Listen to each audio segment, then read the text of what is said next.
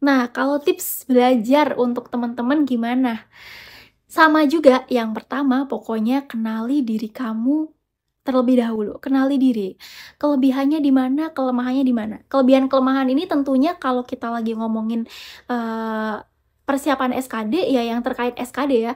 Kelebihan teman-teman di bidang matematika SMP tuh seperti apa sih karakternya, udah seoke apa, di TWK gitu seperti apa gitu. Belajar nggak harus lama, tapi harus tepat sasaran agar efektif sesuai kebutuhan teman-teman. Jangan FOMO doang. Bisa jadi ada kalau teman-teman yang butuh les CPNS, ada yang mungkin teman-teman nggak perlu les CPNS, belajar mandiri aja juga udah cukup kok, gitu. Ini harus dilihat dulu ya. Anyway, mungkin ini rada random ya, karena aku nih ngomong tanpa skrip, jadi kayak mungkin kadang ke sana ke sini, mohon maaf. Seingat aku aja mau ngomong apa gitu. Eee, jadi mungkin acknowledgement-nya zaman aku dulu itu kan bener-bener kayak CPNS serentak pertama setelah moratorium panjang. Jadi di zaman aku dulu itu belum banyak bertebaran les-les CPNS gitu. Tapi kalau sekarang ada banyak les-les CPNS gitu ya, kalau misalnya nih teman-teman setelah mengidentifikasi diri sendiri, kok kayaknya, eee, aku tuh, apa ya, aku tuh, eee, kemampuan TIU-nya, kemampuan matematika SMP-nya kayaknya kok tertinggal banget ya sama teman-teman yang lain. Kayaknya aku kok sama konsep-konsep matematika SMP tuh masih banyak yang belum paham, banyak yang belum firm, belum, apa ya, mantep gitu, pemahaman terhadap konsep-konsep SMP. Kalau misalnya ternyata dengan belajar mandiri belum kekejar, ya, it's okay kalau teman-teman mau les CPNS gitu. Meskipun sebenarnya kalau untuk TIU sih, kalau yang nggak parah-parah banget ya dulu pemahaman matematika zaman SMP-nya sebenarnya nggak perlu les CPNS juga gas aja sih kalau menurut aku. Tapi balik lagi, silakan di ini sendiri masing-masing, apa, kemampuan matematika SMP teman-teman kayak apa sih?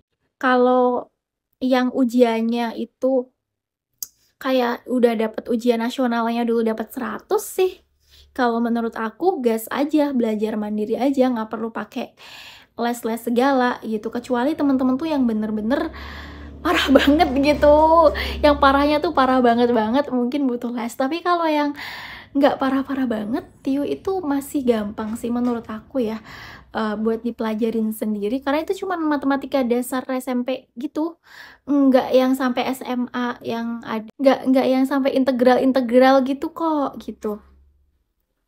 Kalau yang dulu ujian nasionalnya dapat 100, 97,5, 95 itu mah gas aja, belajar sendiri aku rasa, oke-oke aja, bisa-bisa aja. Terus untuk, TWK sekarang kan soalnya berubah ya, HOTS ya, zaman aku belum HOTS, ya soalnya kalau aku TWK pendek-pendek, tapi kalau misalnya nggak tahu tuh ya beneran nggak tahu gitu. Kalau sekarang katanya, karena aku kan nggak ini ya, nggak ngerjain soal yang sekarang, katanya sekarang tuh panjang-panjang gitu, udah nggak ada UUD lagi katanya. Tapi who knows yang besok bakal keluar masih ada UUD lagi kayak zaman dulu atau bakal panjang-panjang tapi nggak ada UUD-nya, who knows gitu.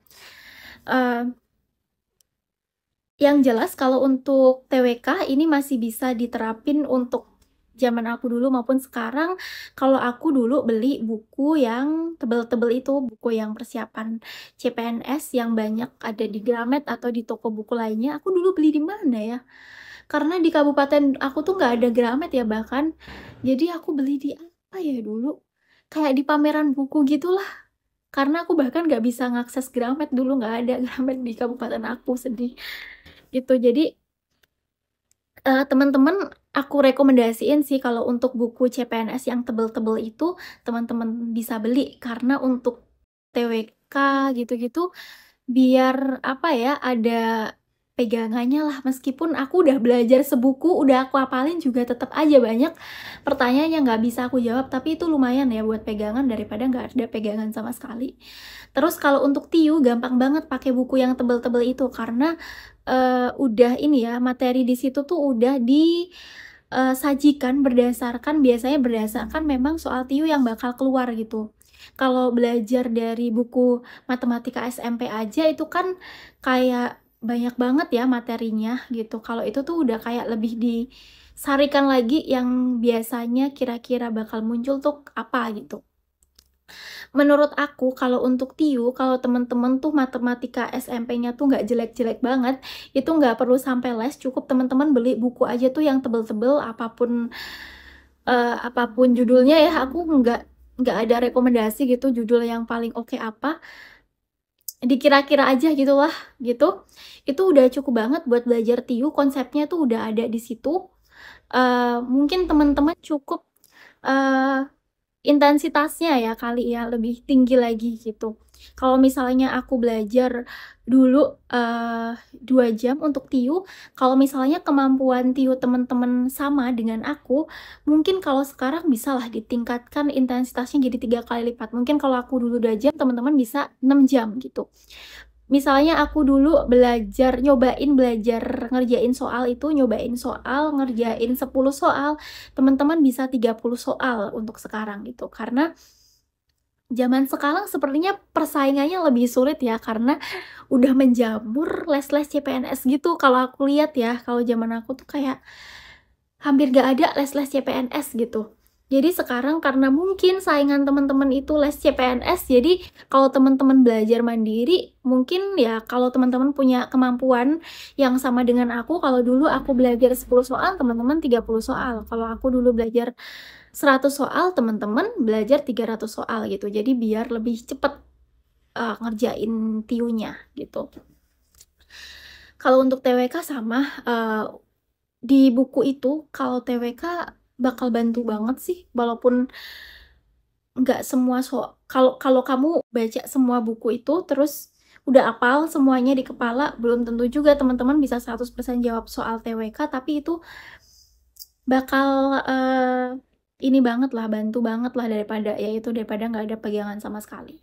Kemudian untuk TKP kayak gimana? Nah, untuk TKP ini sebenarnya secara kodratnya TKP ini tidak untuk dipelajari teman-teman. Teman-teman kalau misalnya menghadapi situasi kayak gitu, apa sih yang bakal teman-teman lakuin gitu? Sebenarnya sesederhana itu TKP itu. Jadi harusnya nggak dipelajari gitu, cuman aku paham lah namanya juga orang ujian ya, pengen lulus gitu. Jadi aku mau aku juga meskipun secara kodrat itu TKP sebenarnya tidak untuk dipelajari seperti itu, aku bisa memahami kalau teman-teman belajar TKP. Karena ya siapa sih yang nggak pengen lulus ketika tes gitu ya. Jadi kalau disimpulkan, tips belajar SKD kalau menurut aku yang pertama adalah kenali diri terlebih dahulu. Belajarlah secara efektif sesuai kemampuan teman-teman. Tidak perlu memperdulikan orang lain belajar seberapa lama. Itu yang pertama. Yang kedua, kita harus tahu kondisi sekarang gitu. Teman-teman harus update peraturan yang sekarang gitu. Kalau aku kasih tahu tadi, kalau zaman aku ada UUD, zaman kalian ada UUD nggak? Kalau misalnya zaman teman-teman kira-kira nggak ada UUD, ya belajarnya jangan UUD gitu. Gimana cara teman-teman bisa tahu kira-kira di tahun ini tuh bakal keluar yang kayak apa soalnya? Baca peraturan. Teman-teman harus baca peraturan terkini. Karena kalau di dunia PNS semua itu berdasar ke peraturan. Jadi misalnya teman-teman mau ngurus dokumen pernikahan, cari aturannya. Pasti form-form nikah itu ada di peraturannya. Nggak mungkin tiba-tiba ada form nikah tanpa ada peraturan tertulis yang mengaturnya gitu. Jadi nanti sebelum SKD pasti bakal ada peraturan yang di situ ngebahas tentang SKD. Downloadlah peraturan itu dan baca. SKD itu bakal diujikan apa aja gitu. teman-teman harus tetap update ya gitu. Kalau zaman aku, ya aku dulu materi yang harus aku apalin kayak UUD gitu. Kalau zaman sekarang, ya ngikutin yang sekarang. Apakah kayak zaman aku yang UUD atau soalnya HOTS atau gimana gitu.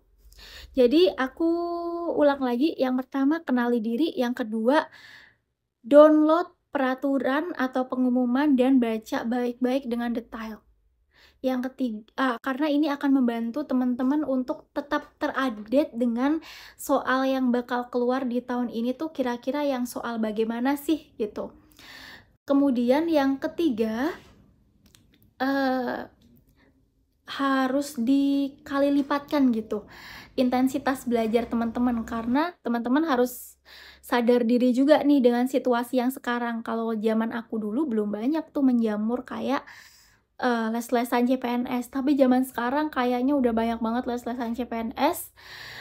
Aku tidak, apa ya, tidak merekomendasikan kayak leslah CPNS gitu, enggak. Karena sebenarnya materi-materi itu masih bisa banget untuk dipelajari secara mandiri. Tapi memang teman-teman dengan lawan teman-teman, saingan teman-teman yang mungkin sebagiannya itu les CPNS, teman-teman harus melipat gandakan. Misalnya aku dulu dengan teman-teman misalnya, kemampuan teman-teman sama kayak aku, itu kalau misalnya aku dulu untuk TIU belajar 10 soal cukup, teman-teman harus nyobain 30 soal atau 40 soal. Jadi dilipat gandakan mungkin 3 kali atau lebih dari yang aku lakukan dulu. Keempat, mungkin teman-teman bisa, belajar dari buku ya. Teman-teman bisa tuh, kalau aku pribadi sih, merekomendasikan ya beli buku tebel-tebel itu, karena lumayan lah ada pegangan daripada kayak nggak ada pegangan sama sekali gitu. Dan yang kelima, oh ya kelima, pokoknya pesan aku hati-hati kalau belajar TKP, karena sebenarnya nggak semua orang punya kapasitas untuk bisa ngajarin TKP. Tidak semua orang punya konsep yang benar mengenai TKP gitu. Kalau untuk TIU TWK itu lebih apa ya, kayaknya semua orang yang SMP-nya dan SMA-nya firm gitu kayaknya bisa-bisa aja ngajarin TIU dan TWK tuh. As for TKP, balik lagi ke tadi yang tips nomor 2, teman-teman download aja peraturannya dan dihayati gitu. Kira-kira bakal kayak apa nih soal yang keluar, itu harusnya udah tergambar dari peraturan yang ngatur soal SKD. Harusnya nanti bakal ada terbit peraturannya. Kayak gitu aja, ini udah lumayan panjang dan juga ngelompat-lompat ya pembahasannya, tapi semoga masih bisa diambil manfaatnya sama teman-teman. Selamat belajar, semoga sukses, see ya and top. Oh, satu lagi teman-teman, CPNS ini dengan soalnya yang setiap tahunnya bisa berganti, apalagi dengan apa ya, karakter soal TWK itu yang luas banget, itu kayak aku ngelihatnya kalau SKD ini rezeki-rezekian juga nih. Selain kemampuan kognitif kita juga rezeki-rezekian banget. Jadi jangan lupa, meskipun teman-teman udah berusaha seoptimal mungkin, di dunia ini tuh rezeki-rezekian juga loh. Maksudnya tuh bisa aja ada faktor eksternal juga yang mempengaruhi keberhasilan kita selain dari usaha kita gitu. Jadi selain teman-teman berikhtiar, berusaha secara otak itu belajar seoptimal mungkin, jangan lupa juga untuk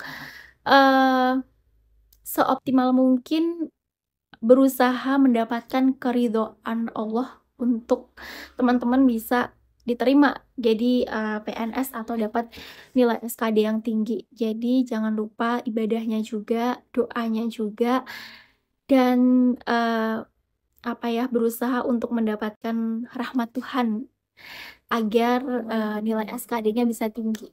Jadi selain usaha, ikhtiarnya, kencengin juga doanya, ibadahnya, dan apa ya, ketakwaannya gitu. Itu aja.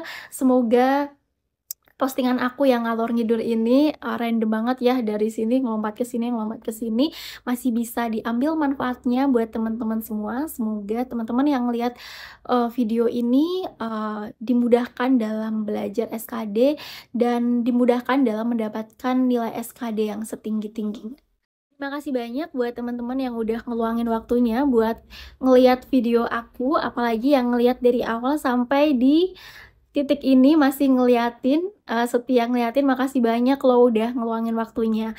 Dan buat teman-teman yang ngerasa video aku ini, bermanfaat buat teman-teman, teman-teman bisa bantu aku dengan cara klik like dan juga subscribe, biar aku tetap termotivasi untuk membuat, video-video lainnya di antara kesibukan aku.